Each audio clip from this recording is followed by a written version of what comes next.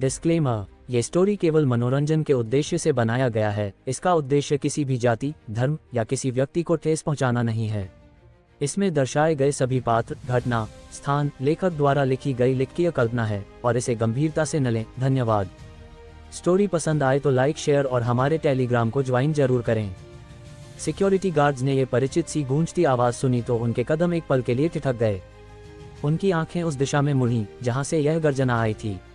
फिर उन्होंने देखा अजय सिंह, जो अक्सर मीटिंग के सबसे ऊंचे आसन पर बैठते थे, लंगड़ाते हुए उनकी ओर बढ़ रहे थे। उनके माथे पर पसीने की बूंदें चमक रही थीं और घुटने से खून रिस रहा था। विकास यादव को बिल्कुल उम्मीद नहीं थी कि यह हंगामा जनरल मैनेजर तक पहुंच जाएगा। उसके मन में एक अशुभ आशंका जगी। वह जल्दी से आगे बढ़ा और बोला, अजय जी, आप यहाँ आइए, थोड़ा बैठकर आराम करें। मगर अजय ने उसकी ओर देखा तक नहीं। वह सीधे आगे बढ़े और सावधानी से पूछा, माफ करें, यहाँ श्रीमान राहुल वर्मा कौन हैं? राहुल, जिसके हाथ जेब में थे और चेहरा हमेशा की तरह शांत और बेफिक्र, बोला, मैं हूँ। अजय ने राहुल की युवा शक्ल देखी तो एक पल के लिए चौंके। 20 साल के आसपास का ये नौजवान, मगर उनके मन में कोई तिरस्कार नहीं आया। उल्टा उनकी नज़रों में राहुल के लिए सम्मान और गहरा गया। अजय समझते थे कि कोई 20 साल का लड़का सिल्वर माउंटेन ग्रुप के 51% शेयरों का मालिक बना है तो उसके पीछे कोई ऐसी ताकत होगी जिसकी वे कल्पना भी नहीं कर सकते। उन्होंने 90 डिग्री झुककर कहा, श्रीमान राहुल, माफ़ी चाहता हूँ। मैंने अपने कर्मचारियों को ठीक से नहीं संभाला, जिससे आपको परेशानी हुई। विकास ये देखकर सन्न रह गया। उसके मन की अशुभ आशंका सच होती दिख रही थी। वह बोल पड़ा, अजय जी, इसमें कोई गलतफहमी होगी। इस लड़के ने हमारे मॉल में हंगामा किया, जयपुर स्नैक कंपनी के चेयरमैन की बेटी को मारा और चोरी की। विकास का इरादा साफ था। Jaipur Snack Company Silver Mountain Mall की बड़ी पार्टनर थी। उसे लगा कि अजय इसके नाम से रुक जाएंगे। मगर विकास की बात सुनते ही अजय का गुस्सा भड़क उठा। वह पलटे और ठंडे स्वर में बोले, श्रीमान राहुल हमारे सिल्वर माउंटेन ग्रुप के सबसे बड़े शेयरधारक हैं। क्या तुम्हें लगता है कि वे ऐसा कुछ करेंगे जैसा तुमने कहा? ये सुनते ही विकास की सांसें थम गईं। सिल्वर माउंटेन ग्रुप का सबसे बड़ा शेयरधारक, वह इसका मतलब अच्छी तरह समझता था। लोहा, वह बहुत बड़ा लोहा था जिसे उसने छू लिया था। सिल्वर माउंटेन मॉल के मैनेजर की नौकरी, मोटी तनख्वाह, आराम का काम, उसने इसके बारे में रिश्तेदारों और दोस्तों के सामने खूब डींगे मारी थीं। और अब सब खत्म। उसके मन में अनंत पछतावा उमड़ आया। टप टप, तभी दूर से 3 पुलिसकर्मी आते दिखे। उनमें से लंबा पतला पुलिसकर्मी बोला, किसने पुलिस को बुलाया? यहाँ क्या हुआ?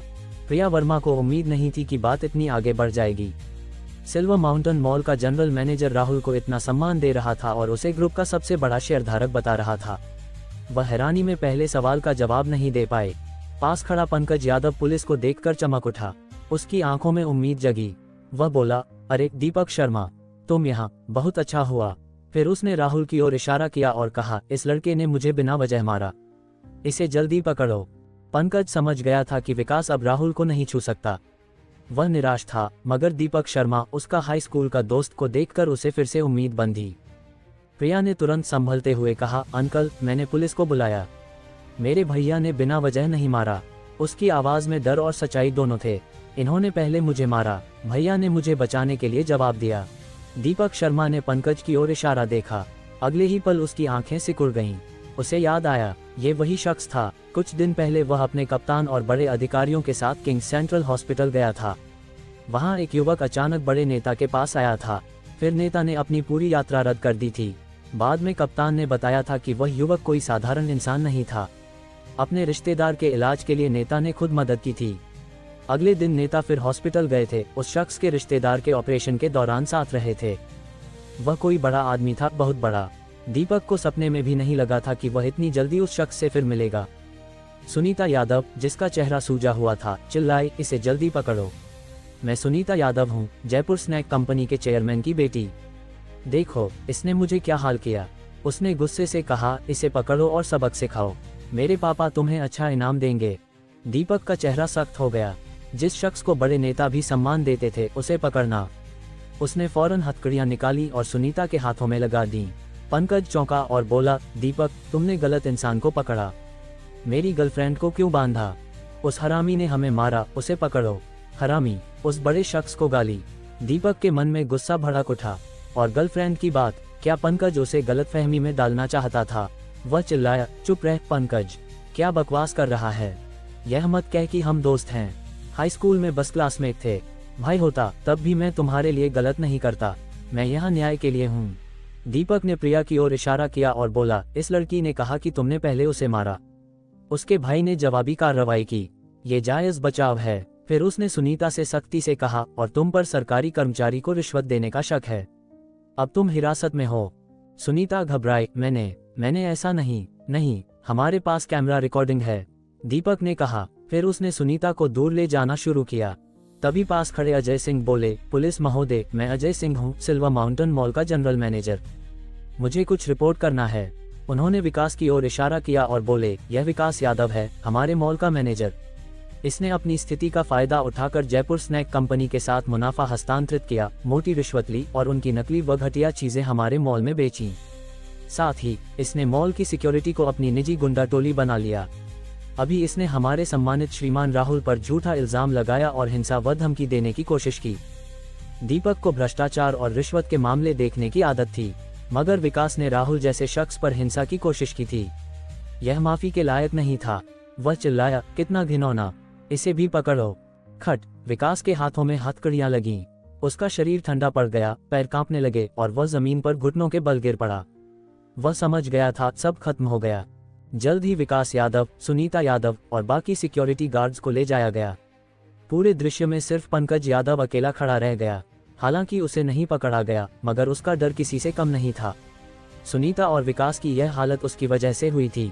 अगर जयपुर स्नैक कंपनी के घटिया उत्पादों की जांच हुई तो उसका क्या होगा, ये सोचकर ही उसका शरीर कांप उठा। अजय सिंह राहुल वर्मा को डिनर पर आमंत्रित करना चाहते थे ताकि इस हंगामे की भरपाई कर सकें। उनकी आंखों में शर्मिंदगी थी और मन में एक डर कि कहीं राहुल नाराज न हो जाएं। मगर राहुल का ध्यान कहीं और था। वह सिर्फ अपनी बहन प्रिया वर्मा के लिए दवा लेना चाहता था, जिसका चेहरा अभी भी लाल और सूजा हुआ था। उसने अजय की ओर देखा और हल्के स्वर में कहा, नहीं, अभी नहीं, मुझे कुछ और काम है। ये कहकर वह प्रिया को साथ लेकर लैम्बोर्गिनी की ओर बढ़ गया। गाड़ी में बैठते ही प्रिया जैसे होश में आई। उसकी आंखें फिर से चमक उठी और वह उत्तेजना से बोली, भैया, आपने लड़ना कब सीखा? अभी जो आपने उन लोगों को सबक सिखाया वो कितना शानदार था। उसकी आवाज में जोश था और वह हाथ हिलाकर अपनी बात को जोर दे रही थी, मगर इस जोश में उसका सूजा हुआ गाल खींच गया और वह दर्द से आह कर उठी। राहुल ने उसे देखा और चिंता से कहा, बात मत कर, मैं तुम्हारे लिए दवा लाता हूँ। प्रिया ने हल्के से मुंह बनाया और बोली, दवा की क्या जरूरत, बस थोड़ी बर्फ से सिकाई कर लो, ठीक हो जाएगा। मगर राहुल ने उसकी बात को अनसुना कर दिया। उसने पास की दवा की दुकान से दवा खरीदी और एक आइस पैक भी लिया। दोनों का साथ में इस्तेमाल इतना असरदार था कि जब वे किंग सेंट्रल हॉस्पिटल लौटे तो प्रिया के चेहरे की लालिमा और सूजन पूरी तरह गायब हो चुकी थी। तभी राहुल का फोन हल्के से बजा। उसने स्क्रीन देखी, संजय गुप्ता का कॉल था। श्रीमान राहुल, आज के लिए बहुत माफी चाहता हूँ। मैं king city silver Mountain mall के जिम्मेदार लोगों से सख्ती से निपटूंगा। संजय की आवाज में सावधानी थी। राहुल ने शांत स्वर में कहा, नहीं, अजय सिंह ने अच्छा काम किया, मगर आगे से ऐसी घटनाएं दोबारा न हो। हाँ श्रीमान राहुल, आप निश्चिंत रहें। संजय ने लंबी राहत की सांस ली और फोन काट दिया।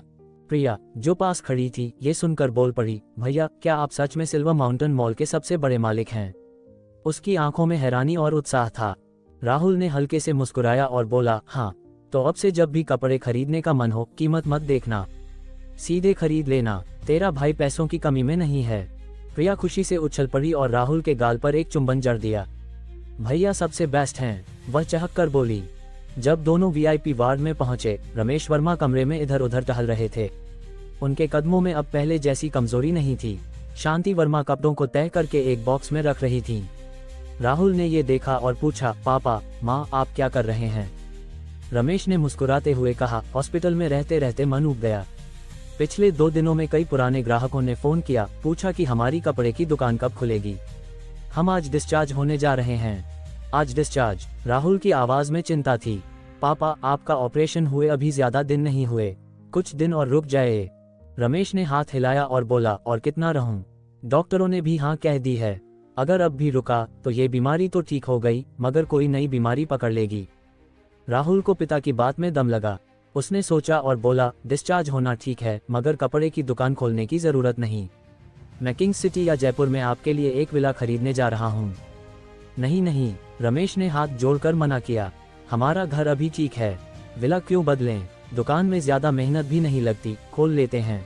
शांति ने बीच में कहा, राहुल, हम जानते हैं कि तू अब कामयाब है और हमारे लिए कुछ करना चाहता है, मगर हम 4 गली में पूरी जिंदगी रहे हैं, वहाँ सब जान पहचान वाले हैं।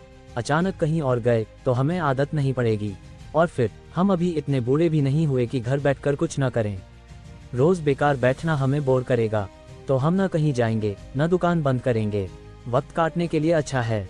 राहुल ने बेबसी से सिर हिलाया और बोला, ठीक है, मगर आप थके नहीं और खाने पीने में कंजूसी न करें। चिंता मत कर, शांति ने मुस्कुराकर कहा। अगले 3 दिन राहुल अपने माता पिता के साथ 4 गली में रहा। इन 3 दिनों में हर दोपहर 12 बजे उसे लाल लिफाफों से सिर्फ नकद मिला। सांस लेने, चलने और सोने से मिले पैसे भी जुड़ते गए। कुल मिलाकर उसके खाते में 30 लाख रुपए से ज्यादा बढ़ गए। अब उसका बैलेंस फिर से 1 करोड़ 32 लाख रुपए हो गया था। आज माता पिता के जोर देने पर राहुल ने लैम्बोर्गिनी शुरू की और जयपुर की ओर बढ़ गया। रमेश और शांति का तर्क साफ था, राहुल को जयपुर यूनिवर्सिटी में विशेष रूप से भर्ती किया गया था। अगर वह ज्यादा दिन गैरहाजिर रहा तो शिक्षकों पर बुरा असर पड़ेगा। कहीं ऐसा न हो कि उसे निकाल दिया जाए, फिर पछतावा ही रह जाए। राहुल अपने माता पिता की बात टाल नहीं सका, और वैसे भी पिता की सेहत अब सचमुच ठीक थी, इसलिए उसे जयपुर लौटना पड़ा। कुछ दिन पहले जब वह किंग्स सिटी आया था तो उसकी बेचैनी आसमान पर थी। उसने सबसे तेज रफ्तार से गाड़ी चलाई थी और कम समय में पहुंच गया था, मगर अब जयपुर लौटते वक्त उसकी गति एक समान थी। रास्ता लंबा था और धीमी रफ्तार में लैम्बोर्गिनी चलाना उसे थकाने लगा। उसकी कमर में हल्का दर्द होने लगा। वह बड़बड़ाया, जब वक्त मिले एक बड़ी गाड़ी जरूर खरीदनी चाहिए। जब राहुल जयपुर के ताज होटल के प्रेसिडेंशियल स्वीट में पहुंचा, ठीक 12 बज रहे थे। उसका फोन हल्के से हिला और स्क्रीन पर लाल लिफाफा चमक उठा। डिंग, बधाई हो, आपको 5,000 रुपये मिले। डिंग, बधाई हो, आपको 10,000 रुपये मिले। ... डिंग, बधाई हो, आपको 5 रुपये मिले। डिंग, बधाई हो, आपको सच्ची नजर कौशल मिला। वक्त 12:01 हो गया था। राहुल ने अजीब से भाव से कहा, किंग्स सिटी में हर बार सिर्फ नकद मिला, जयपुर आते ही कौशल। क्या जयपुर मेरा लकी प्लेस है? ये कहते हुए उसने सच्ची नजर पर ध्यान दिया। सच्ची नजर 1, महिलाओं की असली सुंदरता देख सकते हैं, पूर्णांक 100। नोट, पहनावा और जीवन शैली से प्रभावित लोग महिलाओं की आपके प्रति अच्छी भावना देख सकते हैं, पूर्णांक 100। सच्ची सुंदरियों को चुनना और उनकी सच्चाई हासिल करना हर आकर्षक पुरुष का काम है। राहुल ने मुस्कुराकर कहा, सच्ची नजर थोड़ा मजेदार है। उधर प्रीति शर्मा ने बड़ी मेहनत से अपने भाई का सामान बंजारा वाशिंगटन में शिफ्ट किया था। हर बक्से को उठाने और सजाने में उसकी सांसें फूल गई थीं। आखिरकार वह थके हुए शरीर को घसीटते हुए घर लौटी। घर पहुंचते ही उसकी मां सुनीता शर्मा खुशी से दौड़कर आई और बोली, प्रीति, जल्दी से तैयार हो जा, थोड़ी देर में एक लड़के से मिलने जाना है। प्रीति ने थकान भरे स्वर में कहा, मां, फिर से सगाई की बात? सुनीता को उसकी अनिच्छा दिखी। वह बोली, ये लड़का पिछले वाले राहुल वर्मा से अलग है। राहुल का घर गरीब था, मगर ये लड़का फैक्ट्री चलाता है। उसके पास 2 मर्सिडीज बेंज हैं। ये कहते हुए सुनीता का चेहरा खुशी से खिल उठा। प्रीति ने धीरे से बड़बड़ाया, राहुल का घर गरीब? फिर तो इस दुनिया में कोई अमीर नहीं है। अमीर? प्रीति, तू क्या बोल रही है? राहुल कहाँ से अमीर है? सुनीता ने कहा। प्रीति ने थोड़ा सोचा और फिर कुछ दिन पहले की बातें बताईं। सुनीता फौरन बोली, प्रीति, तू राहुल के झूठ में फंस गई थी। उसके पास लग्जरी गाड़ी और बंजारा वाशिंगटन में घर कैसे हो सकता है? मैं उनके परिवार को अच्छे से जानती हूँ। तुझे नहीं पता, कुछ दिन पहले राहुल के पिता बीमार पड़े थे। उसकी माँ ने मुझे फोन करके पैसे उधार मांगे थे। अगर राहुल के पास इतना पैसा होता तो क्या मुझे उधार मांगना पड़ता? सुनीता की बात सुनकर प्रीति चौंक गई। कुछ देर तक वह खामोश रही, फिर अविश्वास से बोली, राहुल की माँ ने सच में आपसे पैसे मांगे थे? कोई नकली बात थोड़े है। सुनीता ने फोन निकाला और कॉल लॉग दिखाया। सचमुच उसमें शांति वर्मा का नंबर था। प्रीति को सब समझ आ गया। वह लैम्बोर्गिनी सच में राहुल ने किराए पर ली थी। बंजारा वाशिंगटन में उसका कोई घर नहीं था, वह बस अपने किसी कर्मचारी से नाटक करवा रहा था। राहुल कोई अमीर नहीं, बल्कि एकदम गरीब था। अगले दिन सुबह का आसमान साफ था। सूरज की किरणें जयपुर के ताज होटल के प्रेसिडेंशियल स्वीट की खिड़कियों से छनकर अंदर आ रही थीं। राहुल वर्मा बड़े मुलायम बेड पर लेटा था, उसकी आंखें अभी नींद से भारी थीं। उसने बेपरवाही से फोन उठाया और स्क्रीन पर नजर डाली। एक मैसेज चमक रहा था, रात के 12 बजे SBI ने आपके खाते में 7,30,020 रुपये जमा किए। उसने मैसेज को एक झटके में स्वाइप कर हटा दिया, जैसे ये कोई साधारण बात हो। फिर कुछ देर फोन पर उंगलियां चलाईं, शायद कोई खेल खेला या मैसेज देखे। फिर वह धीरे से उठा। बेड की चादर अभी भी उसकी गर्माहट से भरी थी। उसने फोन उठाकर वेटर को बुलाया और एक शानदार भोजन का ऑर्डर दिया।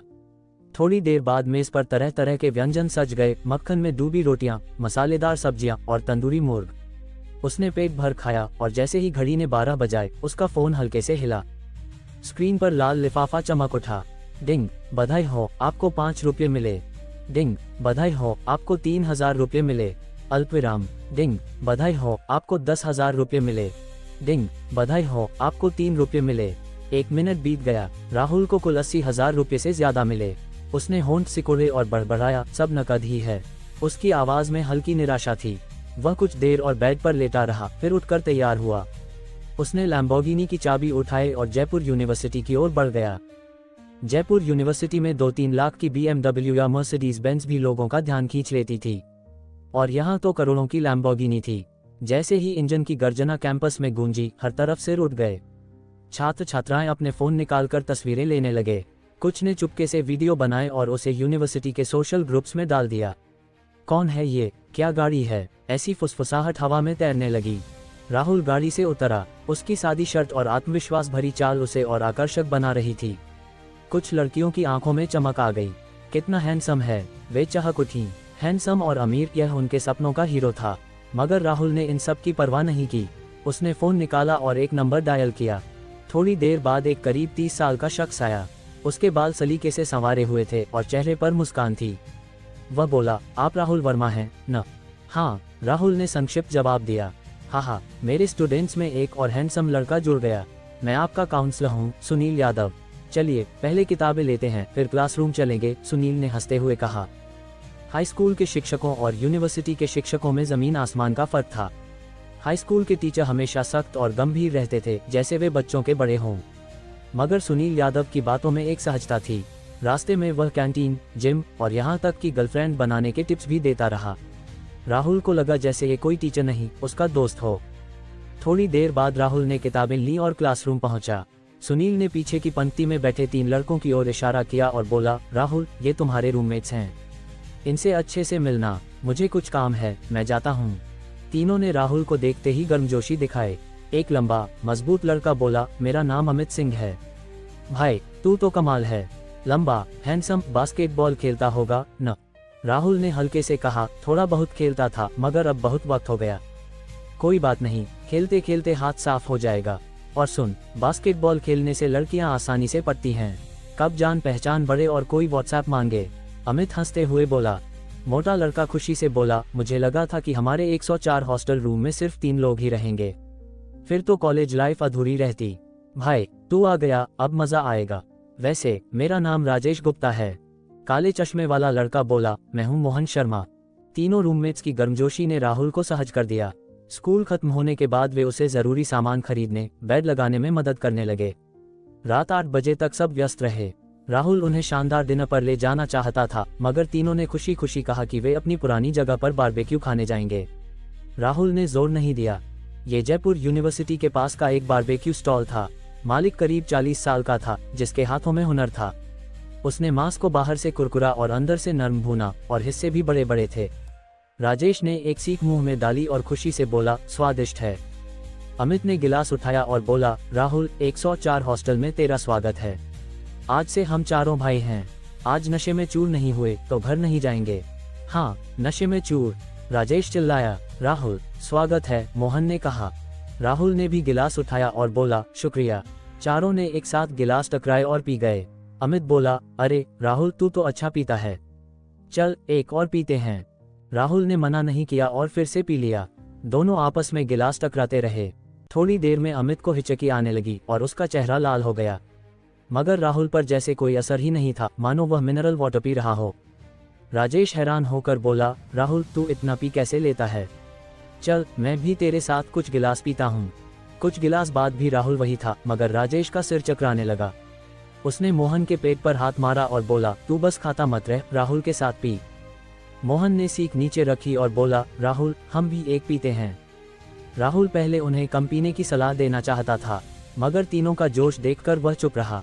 जवानी में ऐसा होता है, ज्यादा पी लिया तो रात भर सोकर ठीक हो जाते हैं। जब राजेश, मोहन और अमित पूरी तरह नशे में धुत हो गए और टेबल पर सिर टिकाने लगे, राहुल अभी भी सामान्य था। उसने एक सीख उठाई और मुंह में डाली। तभी प्रीति शर्मा, जो एक क्लाइंट के साथ खाना खाकर लौट रही थी, वहां से गुजरी।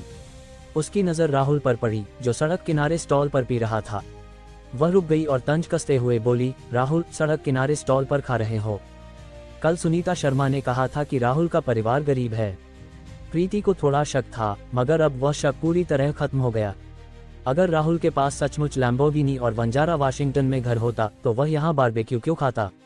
ये नामुमकिन था। एक ही जवाब था, राहुल हमेशा से गरीब था। राहुल की भौहें सिकुड़ गईं। वह बोला, मैं क्या खाऊं, इससे तुम्हें क्या मतलब?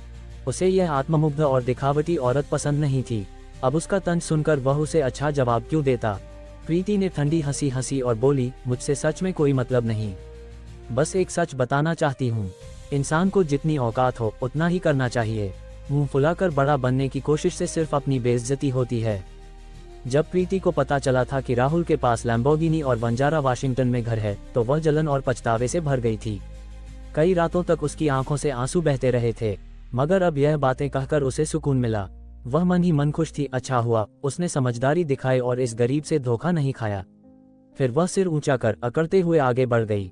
राहुल ने उसकी टेढ़ी मेढ़ी चाल देखी और होंठ सिकोड़कर बोला, इसमें कुछ गड़बड़ है। फिर उसने अपने तीनों दोस्तों को थपथपाया, जो नशे में धुत थे। चल सको, उठो, हॉस्टल चलकर आराम करते हैं। अगले दिन सुबह का सूरज खिलखिलाता हुआ आसमान पर छाया था। जयपुर यूनिवर्सिटी के हॉस्टल रूम 104 में राहुल वर्मा अपने बेड पर लेटा था, आराम से फोन पर उंगलियां चला रहा था।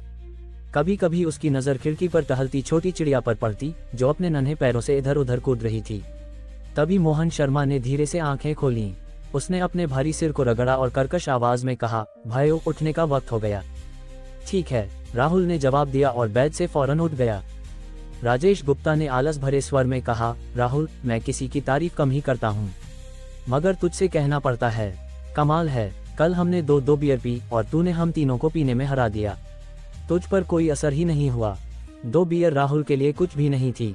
उसके पास शराब का सज्जन कौशल था, 1000 गिलास भी उसे नशे में नहीं डाल सकते थे। अमित सिंह ने हंसते हुए कहा, राहुल, तू उत्तर पूर्व का तो नहीं है, वहां के लोग तो पीने में माहिर होते हैं। राहुल ने मुस्कुराकर जवाब दिया, उत्तर पूर्व से क्या लेना देना, मेरा घर किंग सिटी में है। चलो जल्दी उठो। तीनों ने थोड़ा आलस किया, फिर बेड से बाहर निकले। सचमुच जवानी कमाल की चीज है। सुबह जब वे जागे तो राजेश, मोहन और अमित का सिर भारी था, जैसे कोई बोझ लटक रहा हो।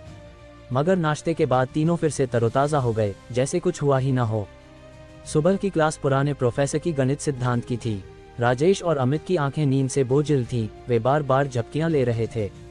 मोहन एक अच्छा छात्र था, वह ध्यान से सुनता और नोट्स बनाता रहा। राहुल कभी क्लास सुनता तो कभी किताब पलटता। घंटी बजते ही मोहन ने कहा, राहुल, तू नया है, अगर कुछ समझ ना आए तो मुझसे पूछ लेना। उसने देखा था कि राहुल ने क्लास में ज्यादा ध्यान नहीं दिया, बस किताबें उलट पलट करता रहा। उसे लगा कि राहुल को कुछ समझ नहीं आया, मगर मोहन क्या जानता था कि राहुल का क्लास न सुनना इसलिए नहीं था कि उसे समझ नहीं आया, बल्कि इसलिए कि उसे सब कुछ बहुत आसान लगा। उसके पास प्रोफेसर स्तर का गणित अनुभव था, ये बातें उसके लिए बच्चों का खेल थीं। राजेश ने उबासी लेते हुए कहा, हाँ मोहन, बाकी चीजों में तो ठीक नहीं, मगर पढ़ाई में अच्छा है। बाकी चीजों में ठीक नहीं, मोहन ने विरोध किया। राजेश हंसते हुए बोला, तो आज रात क्लब चलें। मोहन का चेहरा लाल हो गया। वह कुछ बोलना चाहता था, मगर मुंह खोलकर चुप रह गया। बस करो, कैंटीन में भीड़ हो जाएगी, अमित ने बीच में टोका। जयपुर यूनिवर्सिटी का कैंटीन राहुल के हाई स्कूल के कैंटीन से बिल्कुल अलग था। स्कूल का कैंटीन एक साधारण ढाबे सा था, सीमित खाना, सीमित स्वाद। मगर यहाँ मिट्टी के बर्तन में सूप, रोस्टेड चिकन राइस, छोटी छोटी तली हुई सब्जियां, ग्रिल्ड मांस और रमेन तक हर तरह का खाना था। छात्रों को खाने का शौक था और हर काउंटर पर लंबी कतारें लगी थीं। तभी 12 बज गए। राहुल का फोन हल्के से हिला और लाल लिफाफा स्क्रीन पर चमक उठा। कतार में खड़े होने का फायदा उठाकर उसने तेजी से स्क्रीन टैप करनी शुरू की। डिंग, बधाई हो, आपको 5 रुपये मिले। डिंग, बधाई हो, आपको 1000 रुपये मिले। अल्पविराम। डिंग, बधाई हो, आपको 10,000 रुपये मिले। डिंग, बधाई हो, आपको 3 रुपये मिले। डिंग, बधाई हो, आपको पेशेवर बास्केटबॉल कौशल मिला। जब यह आखिरी लिफाफा खुला तो 12:01 हो चुका था। तभी कतार आगे बढ़ी और उनकी बारी आ गई। चारों युवा लड़के थे, खाने में मांस की भरमार थी। सबने खुशी खुशी पेट भरा। अमित ने कहा, दोपहर में क्लास नहीं है, मैंने कुछ दोस्तों से बास्केटबॉल खेलने का वादा किया है। राहुल, तू भी चल। राहुल ने सोचा कि दोपहर खाली है और अभी अभी उसे बास्केटबॉल कौशल मिला था। यह आजमाने का अच्छा मौका था। उसने सिर हिलाया और बोला, ठीक है। अमित ने खुशी से राहुल के कंधे पर हाथ रखा और बोला, अच्छा भाई। फिर उसे कल की बात याद आई। राहुल ने कहा था कि उसने जीव से बास्केटबॉल नहीं खेला। वह बोला, चिंता मत कर, हमारी स्किल्स ज्यादा अच्छी नहीं हैं, बस मजे के लिए खेलेंगे। लंच के बाद राजेश हॉस्टल में सोने चला गया और मोहन लाइब्रेरी। मगर अमित और राहुल ने एक एक पल्स की बोतल खरीदी और बास्केटबॉल कोर्ट की ओर बढ़ गए। कोर्ट पर 4 लड़के जर्सी पहने पहले से मौजूद थे। एक काले लंबे लड़के ने दूर से हाथ हिलाया और बोला, अमित आखिरकार आ गया। अमित ने कहा, इनसे मिलो, ये हमारा नया हॉस्टल भाई राहुल वर्मा है। इसे बहुत वक्त से बास्केटबॉल खेलने का मौका नहीं मिला। बाद में ज्यादा जोश मत दिखाना। ठीक है, कोई दिक्कत नहीं। चारों ने एक साथ सिर हिलाया। फिर स्ट्रीट बॉल के नियमों के मुताबिक बास्केटबॉल घुमाकर 2 टीमों में बांट लिया गया। जल्द ही राहुल, एक पतला लड़का जिसकी जर्सी पर नंबर 1 था और दूसरा जिसकी जर्सी पर नंबर 3 था, एक टीम में आ गए। नंबर 1 और नंबर 3 ने अपनी टीम देखी तो उनके चेहरों पर निराशा छा गई। उनकी स्किल्स ज्यादा अच्छी नहीं थी और कद में भी कोई फायदा नहीं था। ऊपर से राहुल, जो कह रहा था कि उसने बहुत वक्त से नहीं खेला, उन्हें हार का मंजर साफ दिख रहा था। दूसरी ओर अमित, काला लंबा लड़का जिसे सब काला कहते थे और मजबूत कद का लड़का जिसे गोली कहते थे, खुश थे। उनकी आंखों में जीत की चमक थी। चिंता मत कर, मजे के लिए खेलते हैं, अमित ने हंसते हुए कहा। खेल शुरू हुआ। अमित ने बॉल ली और गोली को पास दी। गोली ने काले को दी और काला तेजी से बास्केट की ओर बढ़ा। स्विश, बॉल जाल में घुसी, पहला स्कोर। अगली बारी में नंबर 1 ने बॉल ली, मगर गोली ने उसे कसकर रोक लिया। मजबूरी में उसने नंबर 3 को पास दिया। नंबर 3 ने थोड़ा ड्रिबल किया, लेकिन काले ने बॉल छीन ली। फिर काले ने तेजी से लेअप किया। स्विश, दूसरा स्कोर। तीसरी बारी में नंबर 1 ने फिर बॉल ली। नंबर 3 को काला रोक रहा था। मजबूरी में उसने बॉल राहुल को पास कर दी। पास खड़ा अमित हंसा और बोला, राहुल, मैं तुझे रोक रहा हूँ, सावधान रहना। वह धीरे धीरे राहुल की ओर बढ़ा। वाह, मगर अमित के पास पहुंचने से पहले ही राहुल ने हवा की तरह तेजी से ड्रिबल शुरू की और उसे चकमा दे दिया। गोली ने भौहें चढ़ाई और रोकने की कोशिश की। राहुल ने परवाह नहीं की, एक नकली हरकत से उसे भी चकमा दे दिया। काला जल्दी से नंबर 3 को छोड़कर राहुल को रोकने आया, मगर देर हो चुकी थी। स्विश, राहुल ने 2 कदम में लेअप किया और आसानी से बास्केट में डाल दिया। स्कोर, शानदार। नंबर 1 और नंबर 3 खुशी से चिल्लाए। अमित हैरान होकर बोला, राहुल, तेरी तकनीक कमाल है। ठीक ठाक है, राहुल ने हल्के से मुस्कुराकर कहा। स्ट्रीट बॉल जारी रहा। गोली ने बॉल ली, मगर नंबर 1 ने उसे कसकर रोक लिया। मजबूरी में उसने अमित को पास दिया। अमित हंसा और बोला, राहुल, तूने अभी तेजी दिखाई, देख, मेरी बॉल छीन सकता है। चटाक, राहुल ने उसकी बात सुनी और एक झटके में बॉल छीन ली। अमित थका सा रह गया। हाँ, उसने छीनने को कहा था, मगर इतनी तेजी से। राहुल ने पलटकर तेजी से ड्रिबल शुरू की और बास्केट की ओर बढ़ा। स्विश, फिर से स्कोर, कमाल का शॉट। नंबर 1 और नंबर 3 चिल्लाए। अमित अवाक रह गया और बोला, राहुल, तूने कहा था कि बहुत वक्त से बास्केटबॉल नहीं खेला। राहुल ने सिर हिलाया। अमित, अगर बहुत वक्त से नहीं खेला तो ये क्या है? क्या तूने कभी बास्केटबॉल खेला ही नहीं? लगातार 2 गोल खाने के बाद अमित सिंह, गोली, मजबूत कद का लड़का और काला लंबा लड़का के चेहरों पर बेचैनी की रेखाएं उभर आईं। उनकी सांसें तेज थीं और आंखों में हार का डर झलक रहा था। जैसे ही नई बारी शुरू हुई, तीनों ने पूरी ताकत झोंक दी। वे सीधे बास्केट की ओर बढ़े, तेजी से बॉल पास करते हुए, जैसे सबसे कम समय में स्कोर करना चाहते हों। उनकी हरकतें इतनी तेज थीं कि कोर्ट पर धूल उड़ने लगी। मगर कभी कभी चीजें इंसान की मर्जी के खिलाफ ही चलती हैं। धम्मा, बास्केटबॉल बास्केट के किनारे पर घूमी। एक पल के लिए ऐसा लगा जैसे अंदर चली जाएगी, मगर आखिर में वह बाहर लुढ़क गई। काले का चेहरा बदल गया। उसने फौरन उछलकर रिबाउंड पकड़ने की कोशिश की, मगर उसकी रफ्तार आधे कदम धीमी पड़ गई। नंबर 3 ने बॉल को अपनी बाहों में समेट लिया और जोर से राहुल वर्मा की ओर फेंका। राहुल की ताकत ने उसे प्रभावित किया था। वह चाहता था कि राहुल टीम को लीड करे और एक और गोल करे, मगर नंबर 3 का जोश कुछ ज्यादा ही बढ़ गया था। उसने इतनी ताकत लगाई कि बॉल का रास्ता भटक गया। राहुल पहली बार बॉल नहीं पकड़ सका और उसे कोर्ट से बाहर उड़ते हुए देखता रहा। उसी वक्त नीली और लाल पोशाक में 2 लड़कियां वहां से गुजर रही थीं। बास्केटबॉल उनकी ओर तेजी से बढ़ी। उनके पास छिपने का वक्त नहीं था। उनके नाजुक चेहरों पर डर की छाया पड़ गई और माथे पर पसीने की बारीक बूंदें चमक उठीं। तभी एक लंबी आकृति अचानक उनके सामने आ खड़ी हुई और बॉल को मजबूती से पकड़ लिया। वह राहुल था। राहुल पलटा और बोला, आप ठीक हैं? उसकी चमकती जीवंत आंखें, ऊंची नाक, पतले होंठ। उस पल दोनों लड़कियों को लगा जैसे कोई सुपरहीरो रंग बिरंगी किरणों के बीच आसमान से उतरा हो। वे पूरी तरह ठिठक गईं। डिंग, आकर्षण प्रभाव, पहली नजर में प्यार शुरू। डिंग, आकर्षण प्रभाव, पहली नजर में प्यार शुरू। राहुल के दिमाग में ये संदेश सुनाई दिया तो वह चौंका।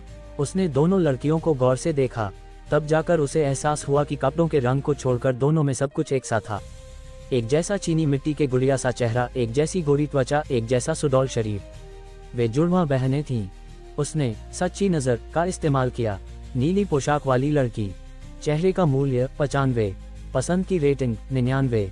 लाल पोशाक वाली लड़की, चेहरे का मूल्य 95, पसंद की रेटिंग 99। दोनों का स्कोर 95 था और उसकी और उनकी पसंद 99 तक पहुंच गई थी। सुंदरता और पसंद का पूरा अंक सिर्फ 100 था। ये बड़ी खूबसूरत थी और वो भी जुड़वा, जो उससे बेइंतहा प्यार करने लगी थी। क्या सिर्फ इसलिए कि उसने बॉल रोकी थी? राहुल उन्हें देखता रहा तो दोनों जुड़वा बहनों के चेहरे पके टमाटर से लाल हो गए। दूर से अमित चिल्लाया, राहुल तू ठीक है? राहुल ने जवाब दिया, हाँ ठीक हूँ। अच्छा पहले पानी पी ले। अमित ने पल्स की बोतल उछाल दी। राहुल को सच में प्यास लगी थी। उसने बोतल खोली और आधा पानी एक सांस में गटक लिया, फिर बॉल अमित को फेंक दी। स्ट्रीट बॉल फिर शुरू हुआ, मगर अब खेल पहले जैसा नहीं था। खाली बास्केटबॉल कोर्ट पर अब दो खूबसूरत जुड़वा दर्शक बन गई थीं। वे राहुल को ड्रिबल करते, डिफेंड करते और चकमा देते देख रही थीं। जब राहुल ने गोल किया तो उनके दिल तेजी से धड़क उठे। जब राहुल ने पल्स का आखिरी घूंट लिया, दोनों जुड़वा बहनें उसके सामने 2 पल्स की बोतलें लेकर खड़ी हो गईं। राहुल ने पूछा, मेरे लिए? दोनों ने एक साथ सिर हिलाया। राहुल ने बिना नखरे के एक बोतल ली, खोली और एक घूंट पिया।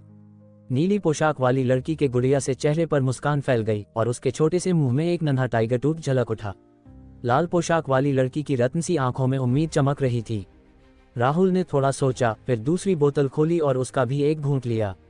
लाल पोशाक वाली लड़की के चेहरे पर भी मधुर मुस्कान खिल गई। दूर खड़ा अमित अपनी खाली पल्स बोतल को देखता रहा, फिर राहुल के हाथों में 2 बोतलें। उसने गला साफ किया और एक लंबी सांस ली।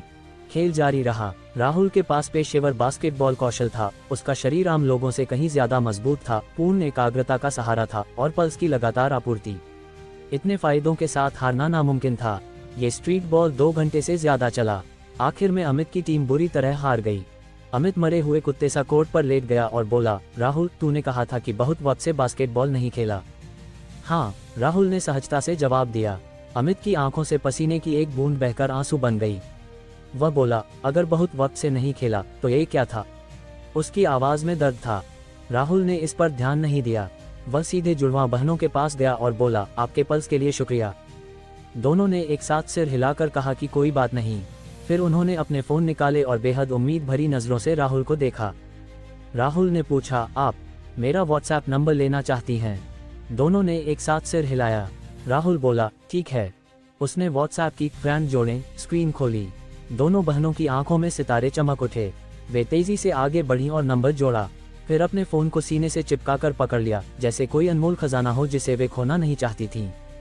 राहुल ने कहा, मैं हॉस्टल हुई को रहा हूँ, आप भी जल्दी घर चली जाएं, बाहर काफी गर्मी है। जुड़वा बहनें बार बार सिर हिलाती रहीं।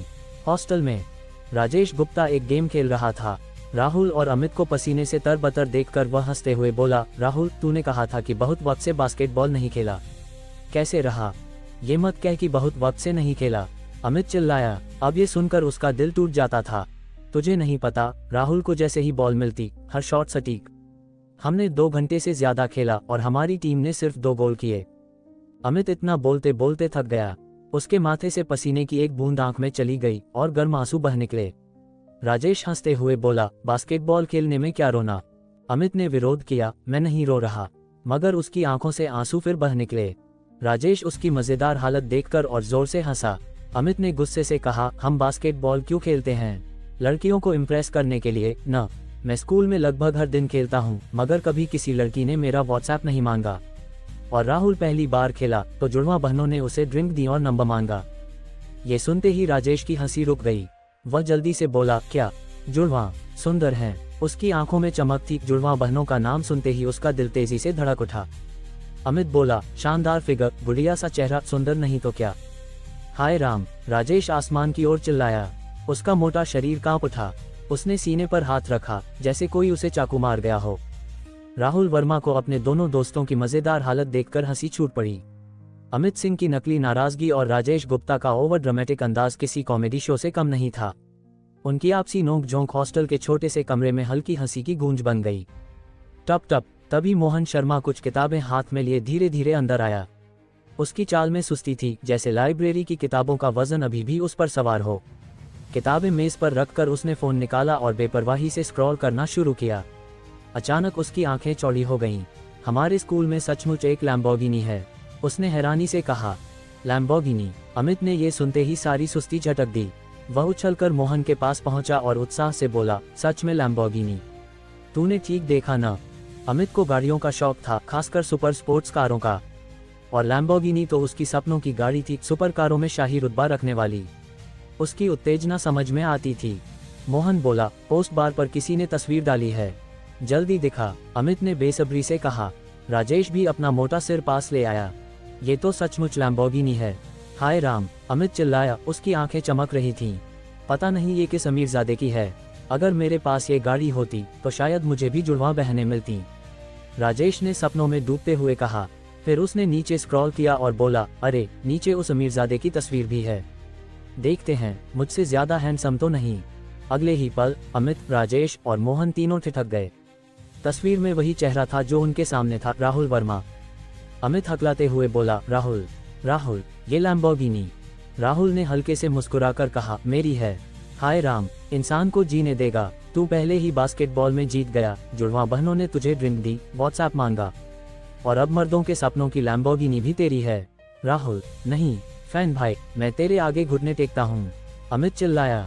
राजेश बोला, खूबसूरती, स्पोर्ट्स कार, मेरा नाजुक दिल बुरी तरह टूट गया। फैन भाई, अब सिर्फ एक शानदार दिन ही इसे ठीक कर सकता है। राहुल हंसा और बोला, मैंने कल ही कहा था कि तुम्हें डिनर पर ले चलूंगा, तुम लोग ही बारबेक्यू पर अड़ गए। राजेश ने शर्मिंदगी से सिर खुजाया और बोला, अरे बारबेक्यू तो बस पेट में जगह बनाने के लिए था ना। कल राहुल ने सच में तीनों को अच्छा खाना खिलाने की बात की थी, मगर राजेश को लगा था कि वह पैसे खर्च करेगा, इसलिए बारबेक्यू स्टॉल पर जोर डाला था।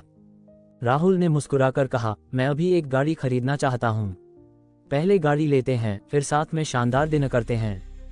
अमित ने पूछा, तेरे पास पहले से लैम्बोर्गिनी नहीं है, फिर गाड़ी क्यों? वो गाड़ी बहुत महंगी है। राहुल बोला, मुझे एक बड़ी गाड़ी चाहिए। तो कौन सी गाड़ी लेगा? अमित ने फिर पूछा। राहुल ने कहा, बिग जी। फैन भाई को घुटने टेकते हैं। अमित, राजेश और मोहन एक साथ बोले।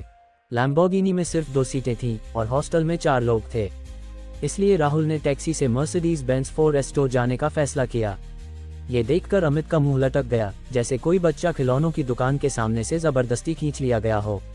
वह लैम्बोर्गिनी का मजा लेना चाहता था, मगर जब राहुल ने कहा कि वह भविष्य में उसे लैम्बोर्गिनी चलाने देगा, तो अमित की आंखें चमक उठीं और वह हंसने लगा। जब राहुल और बाकी लोग चमचमाते शानदार मर्सिडीज बेंज 4S में पहुंचे, तो एक सेल्समैन फौरन उनके पास आया। मर्सिडीज बेंज, जो BB1 BMW Audi Mercedes Benz का सिरमौर था, आम लोगों के लिए बहुत महंगी थी, मगर सेल्समैन ने राहुल और उसके दोस्तों को स्टूडेंट समझकर कोई हल्कापन नहीं दिखाया। वह मुस्कुराया और बोला, मर्सिडीज बेंज में आपका स्वागत है, आपकी क्या मदद कर सकता हूँ? अमित, राजेश और मोहन स्टोर में इधर उधर देखने लगे। खासकर अमित तो एक ठंडी और आकर्षक मर्सिडीज बेंज के पास दौड़ गया और उसे हल्के से सहलाने लगा। सेल्समैन ने परिचय दिया, ये नवीनतम मर्सिडीज बेंज A350 है, इसमें 299 हॉर्स पावर है और इसका लुक स्थिर मगर जोशीला है। आप जैसे युवाओं के लिए बहुत सही है। अगर आपको ज्यादा हॉर्स पावर की जरूरत नहीं तो मैं ही 260 की सलाह दूंगा। इसका लुक E350 जैसा ही है, इसमें 184 हॉर्स पावर है और गति हो या आराम, दोनों में शानदार है। कीमत और प्रदर्शन के हिसाब से ये E350 से कहीं बेहतर है। आमतौर पर सेल्समैन ग्राहकों को महंगी चीजें बेचने की कोशिश करते हैं, मगर यह सेल्समैन ग्राहक के लिए सोचकर सलाह दे रहा था, जैसे कोई पुराना दोस्त हो। अमित ने शर्मिंदगी से सिर खुजाया और बोला, सॉरी, मैंने आपको बेकार में परिचय करवा दिया, मैं तो बस देख रहा था, गाड़ी ये खरीदने आया है। उसने राहुल की ओर इशारा किया। सेल्समैन ने जरा भी नाराजगी नहीं दिखाई। वह बोला, बेकार नहीं हुआ, अब आपको हमारी मर्सिडीज बेंज की जानकारी मिल गई, शायद आप अभी खरीद लें। फिर उसने राहुल की ओर मुस्कुराकर कहा, आपको कोई पसंदीदा गाड़ी चाहिए? मैं परिचय करवा सकता हूँ। राहुल बोला, बिग जी, हमारे स्टोर में अभी एक मौजूद है, इधर आएं, सेल्समैन ने कहा। जल्द ही वे स्टोर के दूसरे हिस्से में पहुंचे। वहां एक मोटी ऊंची मर्सिडीज बेंज G500 खड़ी थी, जैसे कोई विशाल जानवर। उसका रफ लुक मर्दानगी की मिसाल था। वाह, कितनी शानदार! ये वो गाड़ी है जो मर्द को चलानी चाहिए। अमित, राजेश और मोहन बार बार तारीफ कर रहे थे। उन्होंने मैगजीन और कंप्यूटर पर बिग जी की तस्वीरें देखी थीं और उसे शानदार माना था, मगर असल में देखकर उनकी आंखें चमक उठीं। सेल्समैन बोला, ये मर्सिडीज बेंज G500 है। V8 4.0, 421 हॉर्स पावर, 610 का अधिकतम टॉर्क और 980 गियरबॉक्स। कौन सोच सकता है कि इतना बड़ा जानवर 5.9 सेकंड में 100 किलोमीटर की रफ्तार पकड़ ले। उसकी आवाज में उत्साह था। राहुल ने पूछा, इसमें बैठने की जगह कितनी है? बहुत ज्यादा। इस स्तर पर तो क्या, ऊंचे स्तर की SUV में भी इसका मुकाबला कम है। राहुल ने सिर हिलाया और बोला, ठीक है, यही लेता हूँ। ये कहकर उसने अपना बैंक कार्ड निकालकर सेल्समैन को दे दिया। ये देखकर सेल्समैन थका सा रह गया। क्या हो रहा था? उसने तो अभी पूरी जानकारी भी नहीं दी थी, कीमत का जिक्र भी नहीं किया था। राहुल अभी खरीद रहा था, बिना कीमत पूछे, बिना छूट या गिफ्ट की बात किए। कुछ सेकंड बाद वह बोला, ये मैं बताना भूल गया, ये G500 dark night special edition है। इसमें G500 के आधार पर sports look, geometric multi beam lights और एडेप्टिव हाइलो बीम्स हैं। ये सामान्य G500 से 2,30,000 रुपये महंगा है। अगर आप कुछ दिन इंतजार करें तो सामान्य वर्जन जल्दी आ जाएगा। राहुल ने हाथ हिलाया और बोला, नहीं, यही ठीक है। ठीक है, ठीक है, सेल्समैन ने जल्दी जल्दी कहा। इस गाड़ी की कीमत बीमा, खरीद कर और बाकी खर्चों सहित 21,80,000 रुपये है। आप किश्तों में लेंगे या पूरा भुगतान करेंगे? पूरा भुगतान, राहुल बोला। गाड़ी कब ले जा सकता हूँ? सेल्समैन ने कहा, कल सुबह। आप हमारे साथ वाहन प्रबंधन कार्यालय जाकर नंबर प्लेट ले सकते हैं। Number plate? राहुल ने सोचा और बोला, मैं आपको 22 लाख रुपए देता हूँ।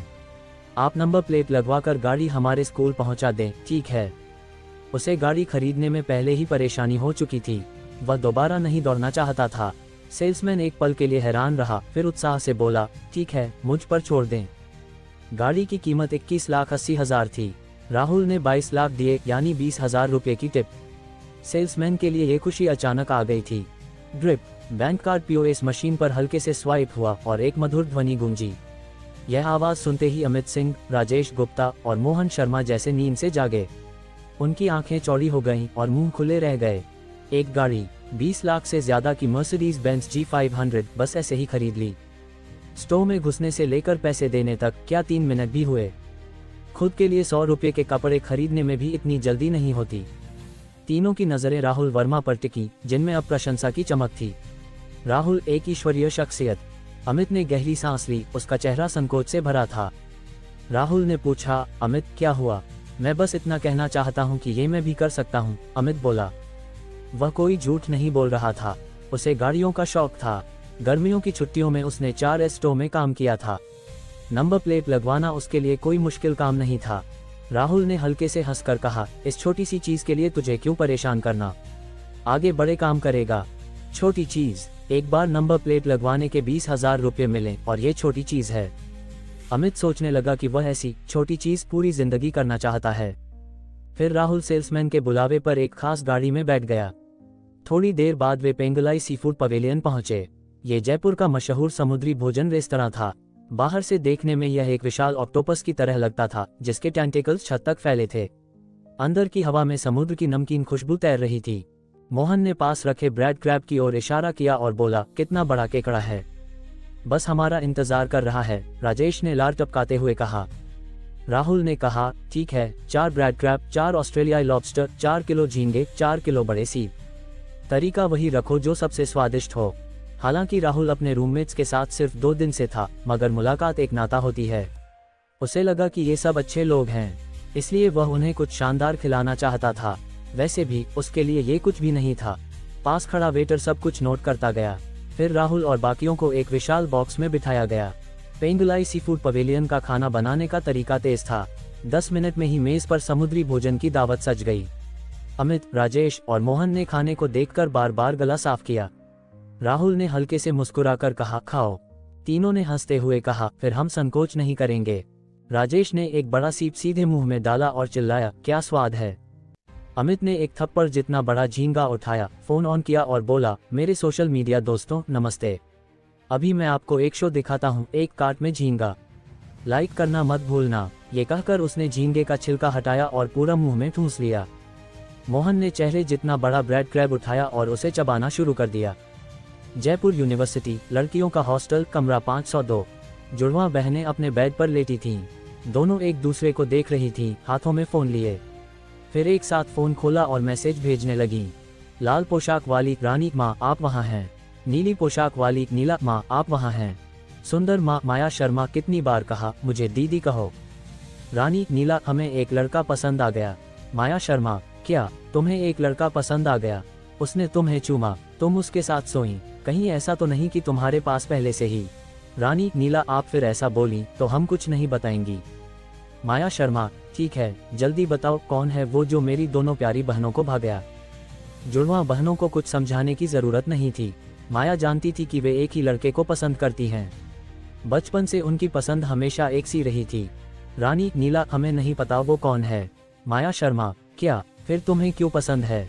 रानी, वो लंबा है, हैंडसम है और एक हीरो की तरह। नीला, और वो बास्केटबॉल खेलता है, उसने हमें बचाया। माया शर्मा, बास्केटबॉल, लंबा, हैंडसम, सच में आकर्षक लगता है। वैसे उसने तुम्हें प्रपोज किया? रानी, पता नहीं वो मुझे पसंद करता है या नहीं। नीला, मगर हमने उसका व्हाट्सएप ले लिया। माया शर्मा, फिर तो कोई दिक्कत नहीं, वैसे उसका व्हाट्सएप मुझे भेजो। मगर लंबे वक्त तक कोई जवाब नहीं आया, न ही व्हाट्सएप भेजा गया। माया शर्मा, हाय, तुम लोग कहाँ गए? व्हाट्सएप कहाँ है? जुड़वां बहनें माया दीदी की परवाह नहीं कर रही थीं। वे राहुल की चैट पर नजरें गड़ाए थीं। लंबे वक्त तक देखने के बाद उन्होंने हिम्मत जुटाई और मैसेज टाइप करना शुरू किया। रानी, नमस्ते, आप सो गए? बास्केटबॉल रोककर मुझे बचाने के लिए शुक्रिया। नीला, नमस्ते, आप सो गए? बास्केटबॉल रोककर मुझे बचाने के लिए शुक्रिया। दोनों ने लंबा चौड़ा मैसेज लिखा, मगर जब उनकी पतली उंगलियां भेजें बटन के पास पहुंची, वे रुक गईं। जैसे उंगली और स्क्रीन के बीच कोई अदृश्य दीवार हो, वे भेज नहीं पाईं। लड़कियों का हॉस्टल, कमरा 606। खिड़की के पास सफेद लहंगे में एक शांत सुंदर लड़की बैठी थी जो परी सी लग रही थी। वह गंभीरता से अर्थशास्त्र की किताब पढ़ रही थी। लंबे वक्त बाद उसने किताब नीचे रखी और फोन उठाया। उसने बेपरवाही से स्क्रॉल करना शुरू किया। तभी कैंपस ग्रुप में किसी ने लैम्बोर्गिनी और राहुल वर्मा की तस्वीरें डालीं। ये देखकर उसका शांत चेहरा हल्के से हिला। वह धीरे से बोली, ALF 666, राहुल वर्मा।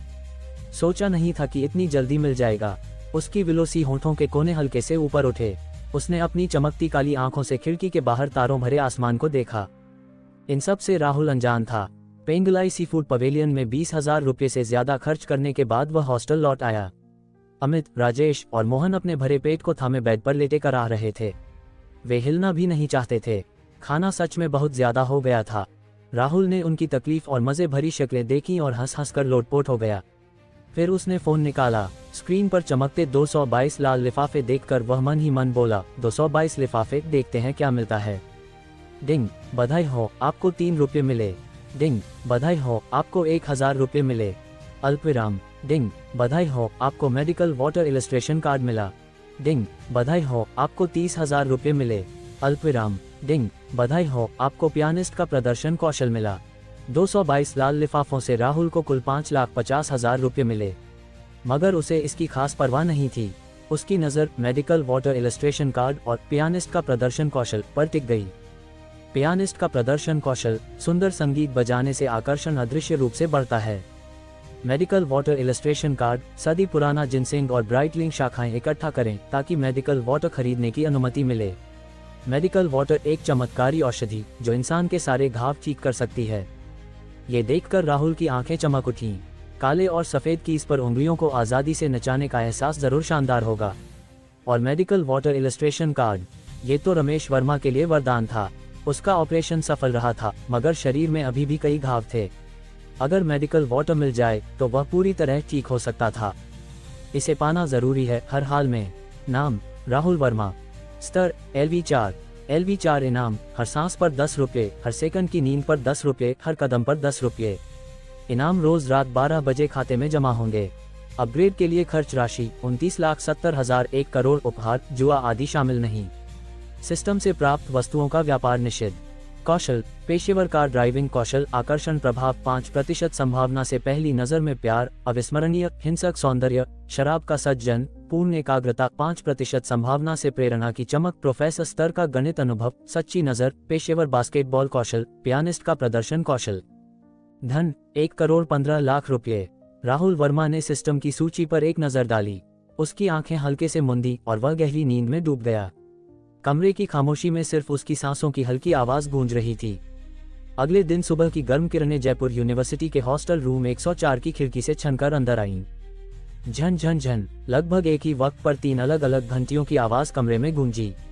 मोहन शर्मा, अमित सिंह और राजेश गुप्ता, जो अभी तक नींद में डूबे थे, एक साथ बेड से उछल पड़े। वे तेजी से कपड़े पहनने लगे जैसे कोई आपातकाल आ गया हो। राहुल ने हैरानी से पूछा, क्या हो गया तुम लोगों को? कल सुबह ये लोग देर तक बड़बड़ाते रहे थे और अनमने ढंग से उठे थे।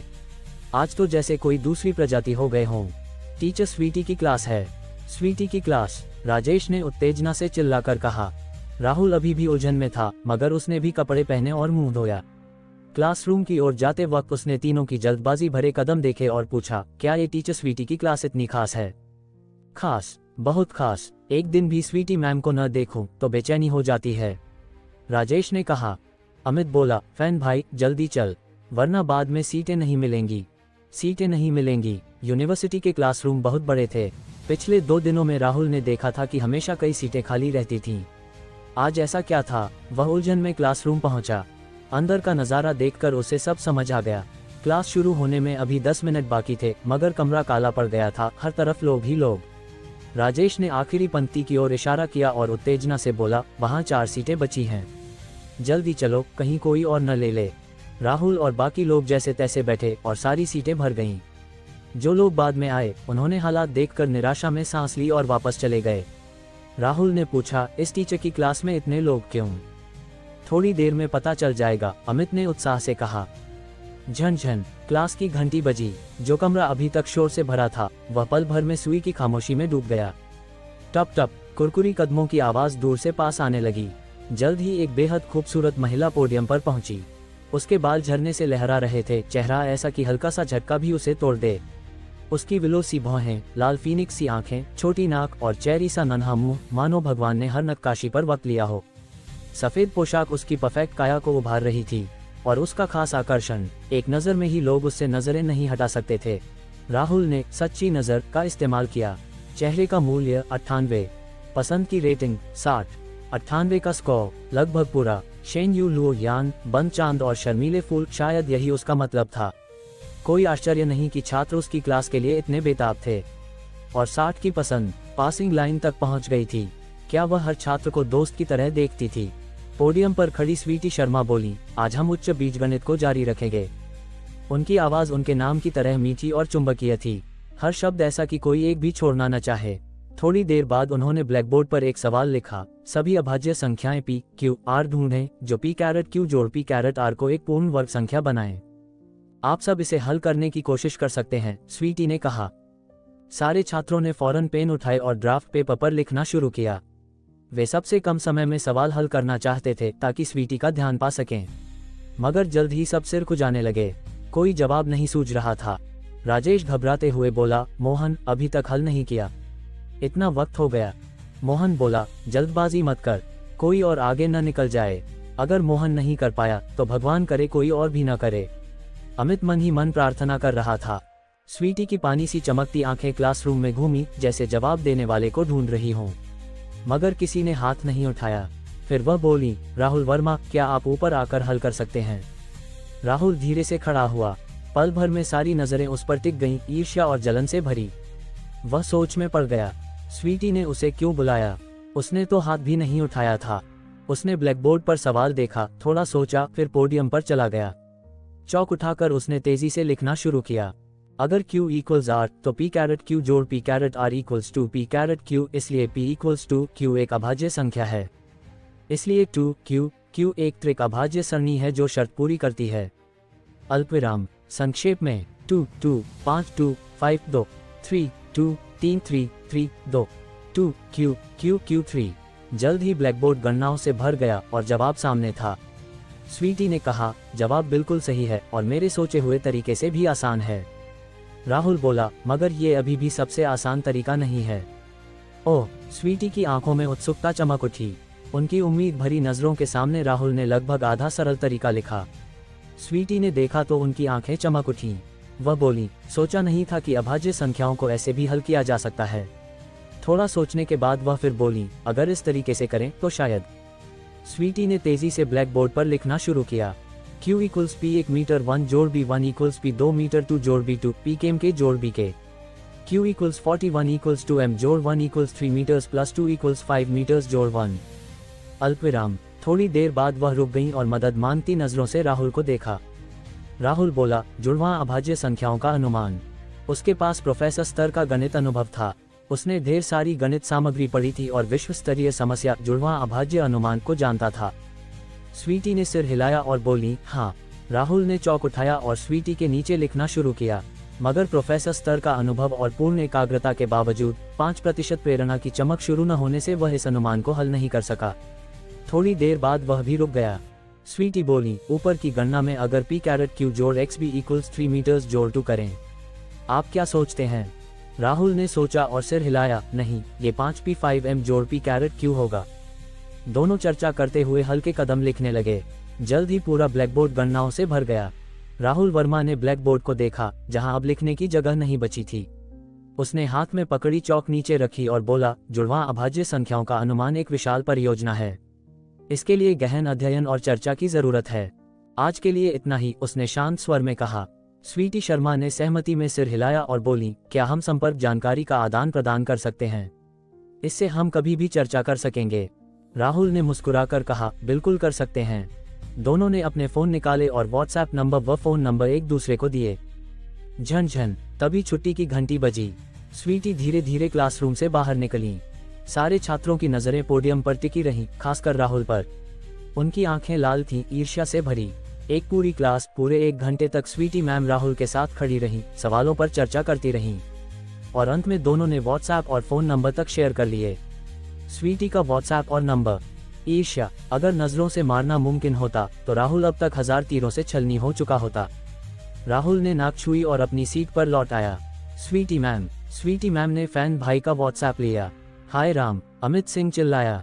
मुझे पता है कि मेरा स्वीटी मैम का व्हाट्सएप लेने का कोई चांस नहीं, मगर फैन भाई, बस उनकी फ्रेंड्स शकल दिखा दो, मेरी जिंदगी की ये ख्वाहिश पूरी हो जाएगी। राजेश गुप्ता ने ये कहकर राहुल की टांग पकड़ ली।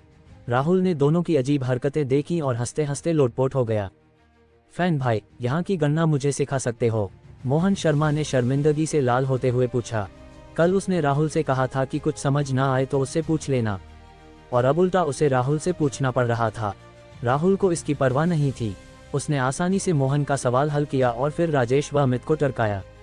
आखिरकार उसके कानों को शांति मिली। तभी एक हल्की खुशबू पास से गुजरी। फिर एक खूबसूरत छाया उसके बगल में आ खड़ी हुई। उसके चेहरे की मिठास, गोरी त्वचा और काले बाल उसकी पतली कंधों पर लहरा रहे थे। पूरा व्यक्तित्व कोमल, शांत और सुंदर था। राहुल वर्मा, हम फिर मिले।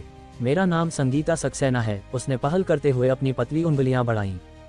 फिर मिले। राहुल ने सच्ची नजर से उसे देखा।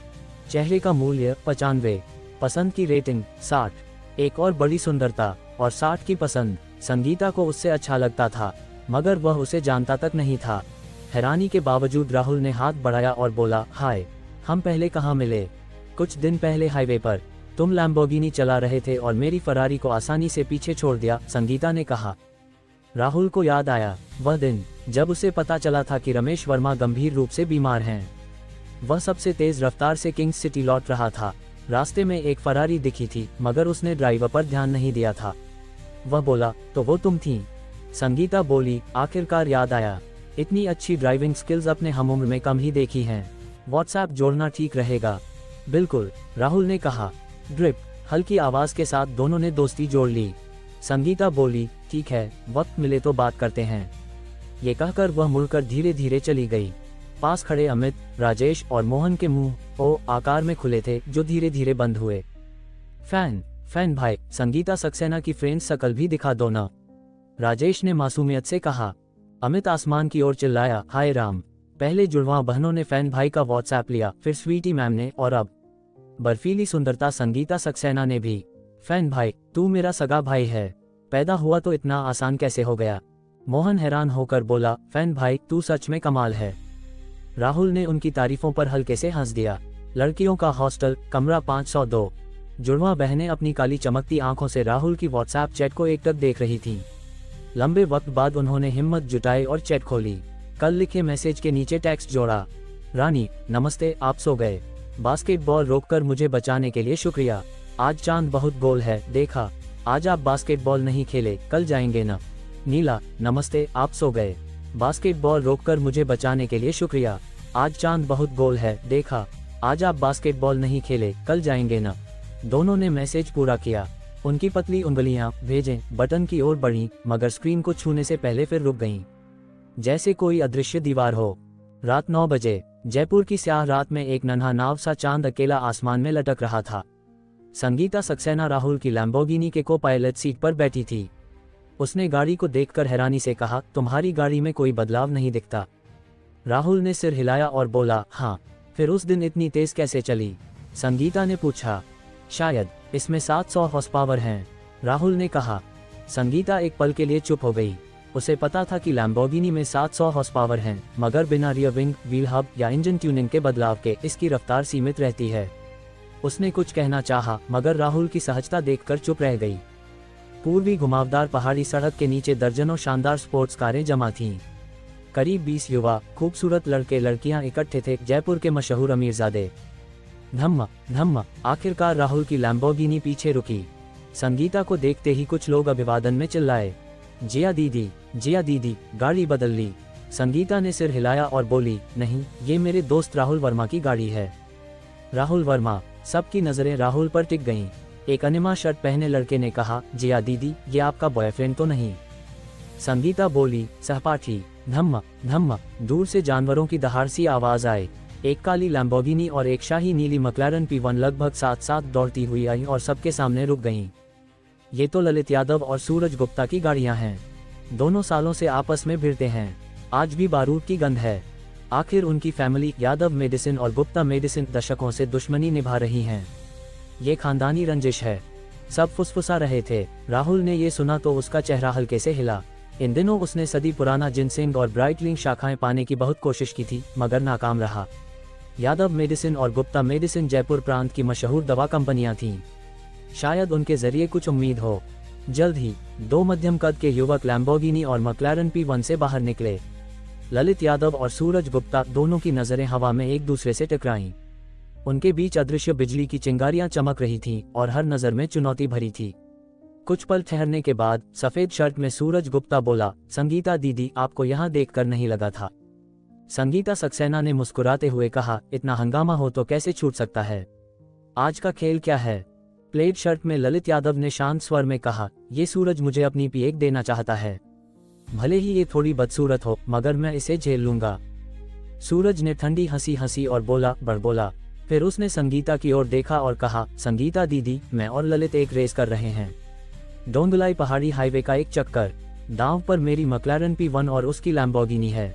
ललित ने फौरन चिल्लाकर कहा, यहाँ मौजूद सारे भाई बहन इस खेल में हिस्सा ले सकते हैं। जो जीता, मैक्लारेन P1 और लैम्बोर्गिनी दोनों उसकी। सूरज ने यह सुनकर भौहें सिकुड़ी, मगर कुछ बोला नहीं। ललित की बात सुनते ही भीड़ में हर्ष की लहर दौड़ गई। हालांकि यहाँ मौजूद हर किसी के घर की संपत्ति कम से कम 10 करोड़ से ऊपर थी, मगर मैक्लारेन P1 और लैम्बोर्गिनी जैसी गाड़ियां आसानी से नहीं खरीदी जा सकती थीं। मैक्लारेन P1 की कीमत 1.4 करोड़ थी और ललित की लैम्बोर्गिनी, जो महंगी मॉडिफिकेशन से गुजरी थी, शायद उससे कम नहीं थी। मतलब रेस जीतने पर कम से कम 2.8 करोड़ की गाड़ियां हाथ लग सकती थीं। कौन इससे उत्साहित न होता? ललित ने सबकी खुशी देखी तो उसका मूड और अच्छा हो गया। उसने संगीता से पूछा, संगीता दीदी, आज आप अपनी फरारी SF90 नहीं लाईं? संगीता ने सिर हिलाया और बोली, मैं अपने दोस्त की लैम्बोर्गिनी में आई हूँ। फिर उसने राहुल की ओर देखा और कहा, राहुल, रेस में हिस्सा लेना चाहते हो? राहुल ने सहजता से कहा, जब यहाँ आ ही गए हैं तो एक चक्कर लगा लेते हैं। संगीता ने मुस्कुराकर पूछा, मुझे को पायलट बनने में कोई दिक्कत? राहुल बोला, खुशी की बात होगी। ललित ने राहुल को चुपके से देखा। संगीता सक्सेना के करीब आने वाला कोई साधारण इंसान नहीं हो सकता था। वह हंसते हुए बोला, राहुल भाई, तो तुम्हें भी लैम्बोर्गिनी पसंद है? हम एक ही तरह के लोग हैं, मगर तुम्हारा तो ओरिजिनल मॉडल लगता है। हाँ, सच कहूँ तो मैंने इसे कुछ ही दिन चलाया है, राहुल ने कहा। ललित ने सिर हिलाया और बोला, ऐसा है राहुल भाई, मुझे लैम्बोर्गिनी मॉडिफाई करने का अच्छा अनुभव है। अगर आगे मॉडिफिकेशन करवाना हो तो मुझसे संपर्क करना, पक्का खुश कर दूंगा। राहुल ने कहा, अगर जरूरत पड़ी तो जरूर संपर्क करूंगा। ललित ने फिर आह भरी और बोला, काश राहुल भाई तुम मुझसे पहले मिले होते, वरना आज हम सच में मुकाबला कर सकते थे। उसका मतलब साफ था, राहुल की गाड़ी मॉडिफाई नहीं थी, उसकी परफॉर्मेंस ललित की लैम्बोर्गिनी से कम थी और वह उसे हरा नहीं सकता था। राहुल ने शांत स्वर में कहा, आज भी मुकाबला कर सकते हैं। राहुल भाई, मुझे तुम्हारी हिम्मत पसंद है। ठीक है, हा हा हा, ललित हंसा। बाहर से ललित बहुत रफ लगता था, मगर उसका दिमाग नाजुक था। कुछ शब्दों में उसने राहुल से नजदीकी बना ली। इन अमीरजादों में से कोई भी साधारण नहीं था। फिर ललित ने चिल्लाकर कहा, वक्त हो गया है। जो भाई बहन रेस में हिस्सा लेना चाहते हैं तैयार हो जाएं। जो रेस में शामिल होना चाहते थे वे अपनी स्पोर्ट्स कारों में चढ़ गए। आखिर में कुल 8 गाड़ियां रेस में थीं। बाकी लोग, हालांकि मैक्लारेन P1 और लैम्बोर्गिनी जीतना चाहते थे, मगर अपनी ड्राइविंग स्किल्स और गाड़ियों की परफॉर्मेंस से जानते थे कि जीत असंभव है। हिस्सा न लेकर उन्होंने अपनी इज्जत बचा ली। कोपायलट सीट पर बैठी संगीता ने पूछा, तुम पहले डोंगलाई पहाड़ी हाईवे पर दौड़े हो? राहुल ने सिर हिलाया और बोला, नहीं। संगीता ने हैंडल को कसकर पकड़ा और कहा, थोड़ी देर में धीरे चलाना। ये सड़क पतली है और कई तीखे मोड़ हैं। सुरक्षा सबसे जरूरी है। उसे राहुल से जीत की कोई उम्मीद नहीं थी। हालांकि उसने राहुल की शानदार ड्राइविंग स्किल्स देखी थी, मगर अनजान सड़क और सामान्य परफॉर्मेंस की गाड़ी, ये कमियां ड्राइविंग स्किल्स से नहीं पूरी हो सकती थीं। राहुल ने सिर हिलाया और बोला, ठीक है। तभी कारों के सामने खड़ा रेफरी लाल झंडा लहरा गया। धम्म, पहाड़ी के नीचे एक कानों को चीरती गर्जना गूंजी। 8 सुपर स्पोर्ट्स कारें जंगली जानवरों की तरह आगे बढ़ीं।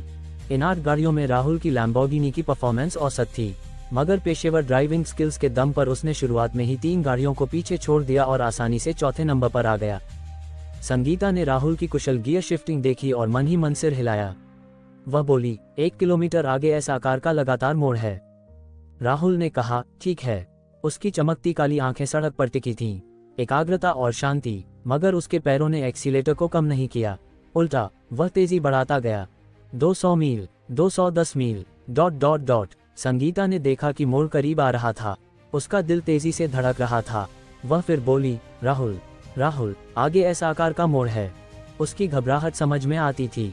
ये पहाड़ी सड़क थी। 200 मील से ज्यादा की रफ्तार पर रेलिंग से टकराने का मतलब था गाड़ी का खत्म होना और जान का जाना। कोई चमत्कार नहीं बचा था। आखिरकार लैम्बोर्गिनी मोड़ पर पहुंची और राहुल ने अभी तक रफ्तार कम नहीं की। संगीता का चेहरा सफेद पड़ गया। उसके माथे और हथेलियों पर पसीना छलक आया। उसे लगा कि अब रेलिंग से टक्कर होगी। तभी राहुल ने हरकत की। उसने स्टीयरिंग को तेजी से मोड़ा।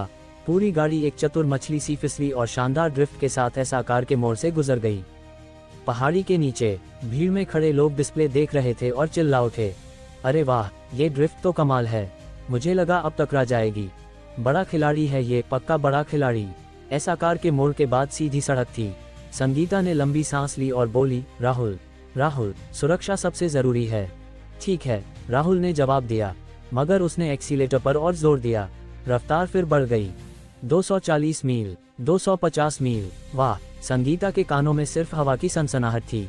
खिड़की से बाहर का नज़ारा तेजी से पीछे भाग रहा था। वह थोड़ा चौंकी, फिर जल्दी से मैप देखा और बोली, राहुल, 1 किलोमीटर आगे 90 डिग्री का तीखा मोड़ है। ठीक है, राहुल ने कहा, और उसकी रफ्तार फिर बढ़ी। 260 मील। धम्म, सुरक्षा सबसे जरूरी है, और फिर भी 90 डिग्री के तीखे मोड़ के सामने तेजी बढ़ा रहा था। पहली बार संगीता को गाड़ी में बैठने से डर और पछतावा हुआ। आगे के एपिसोड सुनने के लिए सब्सक्राइब कीजिए हमारी चैनल।